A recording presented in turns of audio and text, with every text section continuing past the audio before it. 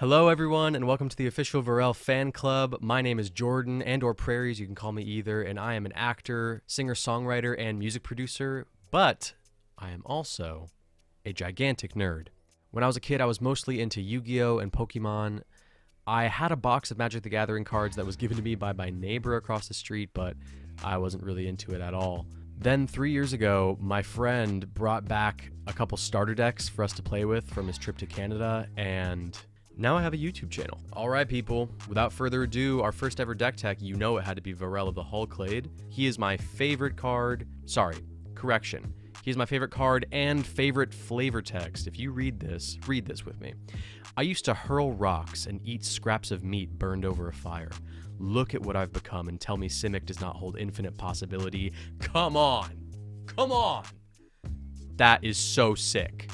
Literally, what a flex. Flex of the century. Another really awesome thing that I love about Vorel that you guys might appreciate too is his lore is just fantastic to read and super intriguing. I really hope that Wizards expands upon his storyline because it's really, really cool and your boy likes it. All right, people, so here's how it's going to go down. We're going to go over mana base first, instants and sorceries. Then we're going to go to artifacts and enchantments, then into creatures. I'm going to be highlighting 2 to 5 from each category, and then the full deck list will always be available in the description below for you guys. However, we cannot do any of that without talking about, first, our commander, Vorel of the Clade. He is a legendary creature, human merfolk. Pay 1 Simic for pay Simic, tap, double the number of each kind of counter on target artifact, creature, or land, and he is a 1/4.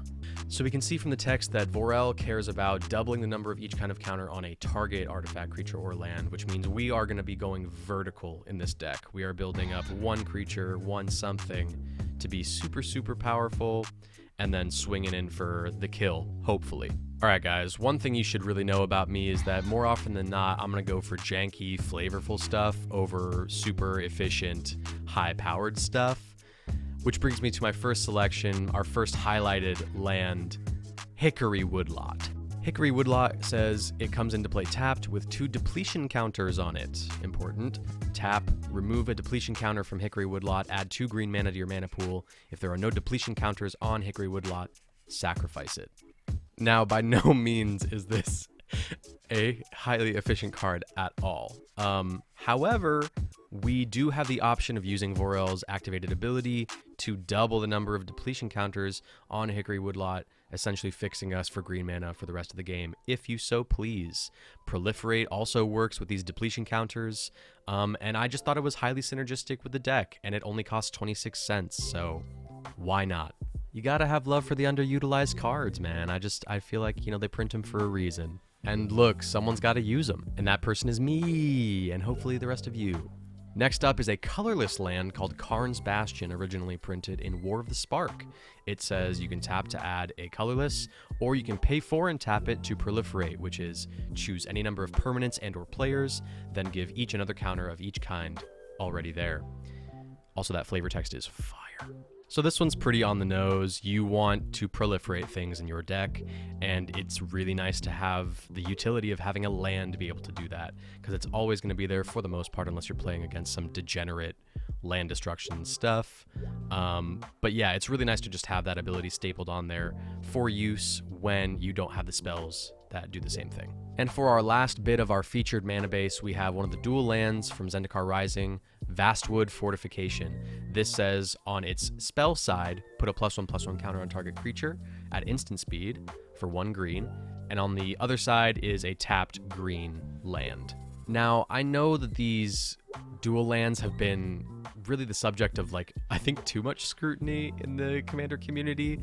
People say that it slows the game down too much or whatever they're saying. I don't know. I think it's always good to have utility stapled onto a card, and the fact that you can do more things in your deck with the same amount of cards, I think is an upside almost always, unless you're playing in super fast pods, which I think most of us are playing kitchen table Magic, so I think these are a great thing. But as always, have healthy discussions about the game beforehand, what kind of game you want to play with your friends and stuff, with the pod that you're playing with, and you'll mitigate a lot of the frustration that comes from mismatched power levels. Anyways, I love this card because there aren't too many ways to get that first +1/+1 counter on your creature, and the fact that this is stapled on a land, just in case you are running low on lands, you can play the land side. If you're not, you can use this on one of your first creatures, or a creature late in the game, or on a creature that already has +1/+1 counters on it.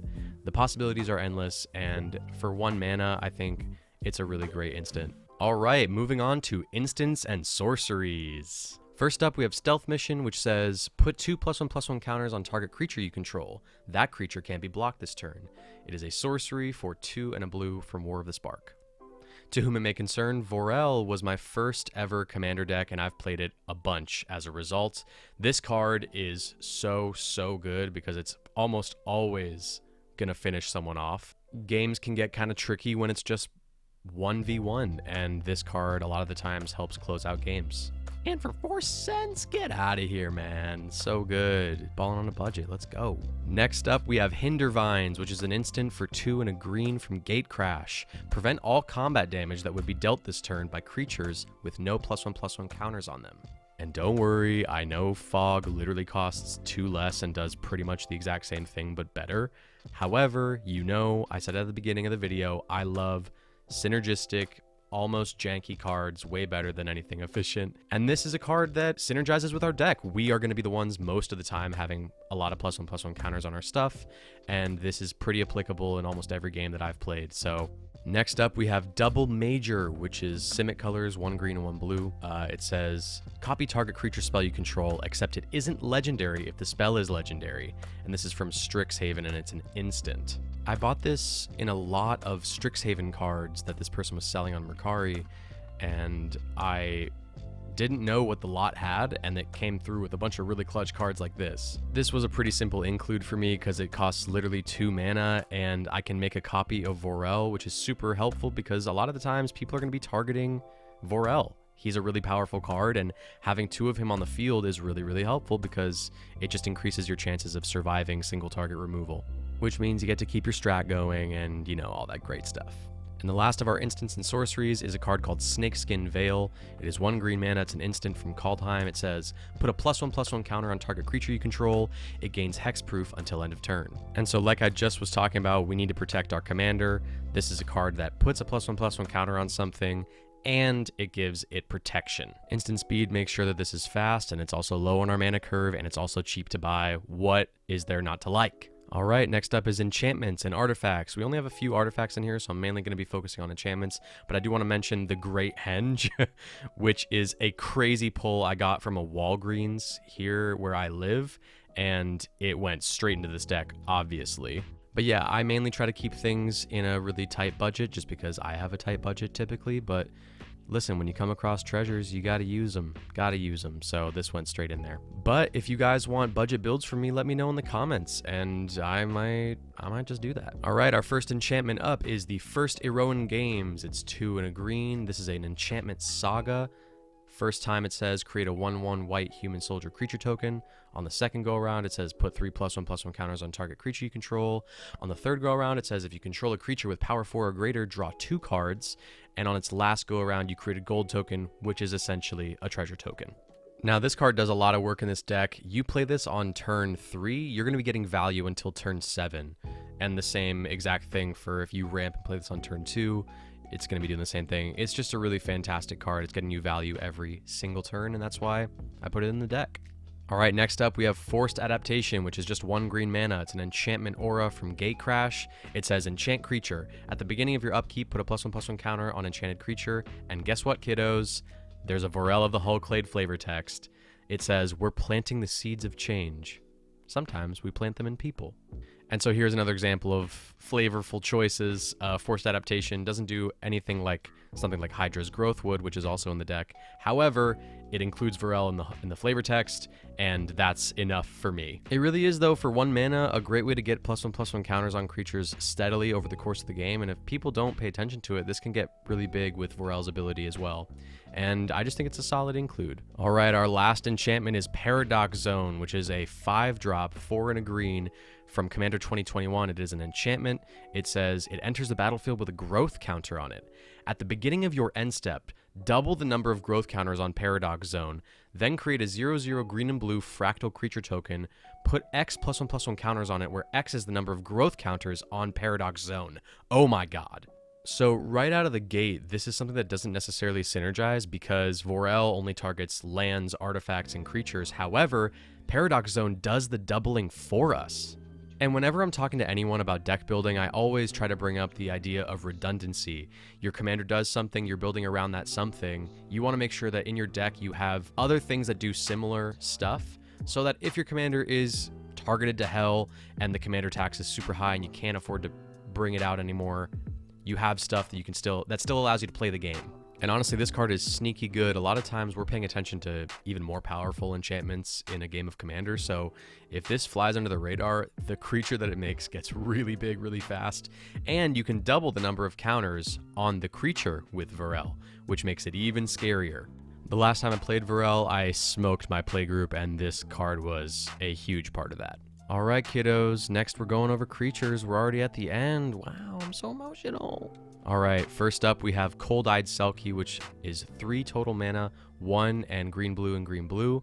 It's a creature merfolk rogue, originally printed and eventide. It's a 1/1 with Island Walk. Whenever Cold-Eyed Selkie deals combat damage to a player, you draw that many cards. So like I said at the beginning of this video, our whole strat in this deck is to go vertical, make one creature or a couple creatures really big, and then be swinging in for damage and killing our opponents. So what we're ideally looking for when we're building this deck for creatures is stuff with evasion already stapled on the card. Cold-Eyed Selkie is a perfect selection because it is kind of cheap to get out. It already has Island Walk and that ability. If it's even if it's a 5/5 or a 4/4 or a 3/3, that's still incredible value.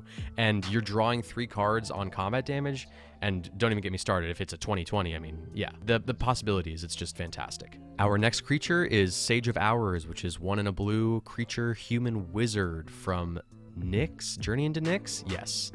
It says, heroic, whenever you cast a spell that targets Sage of Hours, put a +1/+1 counter on it. That's not exactly what we're going to be doing. The next ability is remove all +1/+1 counters from Sage of Hours. For each 5 counters removed this way, take an extra turn after this one. It's a 1/1. Now, my group has definitely grown in strength as we've been playing Magic the Gathering together, but this is not the reason I included this in the deck. Honestly, it's not my playstyle to take extra turns. I'm just not that kind of guy. I'm not interested in that. However, this is an incredible decoy. When I'm building up a giant creature next to it, and I don't want people to pay attention to that creature, the threat of extra turns is really great. They're going to want to target this, otherwise I'm going to be taking a lot of extra turns, doubling a lot of counters with Vorel, and winning anyways. So yeah, this got an include. Next up we have Mana Gorger Hydra, which is 2 and a green creature Hydra. It's originally from Magic Origins. It's a creature with trample. Whenever a player casts a spell, put a +1/+1 counter on Mana Gorger Hydra, and it starts out as a 1/1. This was one of the first cards I saw and wanted to make an upgrade to my Vorel deck, my first ever commander deck, so it was the first kind of upgrade I ever made. So I have a special attachment to this card, but it's also just really good. It already has trample stapled on it. And this, in 3 turns, just 1 turn cycle, can get up to a 4/4, and then you can double it on your turn or on someone's end step with Vorel and make it an 8/8, all in 1 turn cycle. And then let alone all the other turns it might survive. That's pretty damn good. All right, we have Thundering Mightmare next, which is a 5-drop, 4 and a green creature horse spirit from Crimson Bow Commander. It has Soul Bond. As long as Thundering Mightmare is paired with another creature, each of those creatures has, whenever an opponent casts a spell, put a +1/+1 counter on this creature. And Soul Bond says you may pair this creature with another unpaired creature when either enters the battlefield. They remain paired for as long as you control both of them. I was talking earlier about how important it is to have redundancy in your decks. Thundering Mightmare is exactly that. We just talked about Mana Gorger Hydra. This is essentially something that creates 2 more Mana Gorger Hydras, which can be an extreme problem for your opponents. And then, oh my god, I just realized this, you could literally target Mana Gorger Hydra with this so that Thundering Mightmare is a Mana Gorger Hydra, and then Mana Gorger Hydra itself gets 2 +1/+1 counters whenever someone casts a spell. That is some pretty tasty meatballs, boys. Now, the last creature of this deck tour is Phantom Warrior, 1 blue and a blue, Creature Illusion. It's from 8th edition. Phantom Warrior is unblockable, and it's a 2/2. So let's give props first to Greg Staples for this amazing artwork. I've been in love with this artwork since I was a kid. This particular Phantom Warrior that's in the deck is actually from a collection that my across the street neighbor back when I was a kid gave me of Magic the Gathering cards that I honestly wasn't into besides the art. So when I got back into Magic, I realized I owned that box and I found cards like this, and I was just really, really happy. And so just like with Cold-Eyed Selkie, which was the first creature we went over, this creature has evasion already stapled on it. It's unblockable. It's great to put +1/+1 counters on, and the art is sick. So put this in your decks, and it's cheap. Put this in your decks. All right, guys, so just like that, we have finished our first video on the channel and our first deck tech. I am so excited to be going on this journey, and I really want to thank you guys for watching the whole video. If you liked it, share it with your friends, give it a like, and subscribe. I've also got a Patreon, which you can find in the description below or right here in the video. If you become a patron, there's some really cool benefits that you can read when you visit the page. I'm really excited about it, and any sort of help helps me create this content for you guys. I've also got listed down below my socials, so my main Instagram, my MTG Instagram, my TikTok, as well as my music. Again, guys, thank you so much for watching, and I will catch you on the next video.